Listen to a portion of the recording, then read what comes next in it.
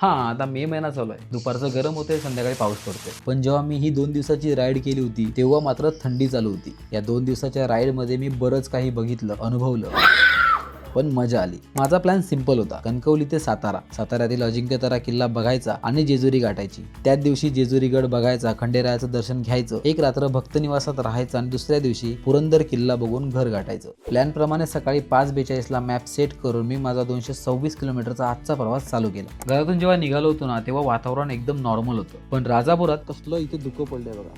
समोरचं ना व्यवस्थित दिसत नाही जेव्हा मी गाडी चालवतो. पुढे जाऊन शॉर्टकटच्या नादात एक खराब रस्ता पकडून मी पोहोचलो अनुस्कुरा घाटात. घाटामध्ये थोडा थांबलो आणि पुढचा प्रवास मी चालू केला. जसा घाट सोडला तसं माझ्या पोटात दुखायला सुरुवात झाली, माहित नाही का. पण पुढे जेव्हा कोल्हापुरातील शाहूवाडीमध्ये येऊन थोडासा नाश्ता केला तसं माझं ते पेन कमी झालं आणि पुढचा प्रवास मी चालू ठेवला. पुढे बऱ्याच ठिकाणी थांबत राईडचा निसर्गाचा आनंद घेत मी पोहोचलो अजिंक्यतारा किल्ल्याच्या पायथ्याशी. आणि इथे आल्याच्या नंतर माझा प्लॅन बदलला, कारण मध्ये बऱ्याच ठिकाणी थांबत असल्यामुळे बराचसा वेळ हा तिथेच निघून गेला होता आणि अजून मला 2 तासाचा रस्ता पार करून जेजुरी गडही बघायचा असल्यामुळे मी अजिंक्यतारा गडाच्या पायथ्याशी असलेल्या ढोल्या गणपतीचं दर्शन घेतलं आणि पोहोचलो जेजुरीमध्ये. जेजुरीच्या रस्त्यावरून दिसणारा हा आपला जेजुरी गड आज खूपच सुंदर वाटत होता. आजच्या दिवसातला दुसरा स्ट्रगल करून मी पोहोचलो या रूम मध्ये.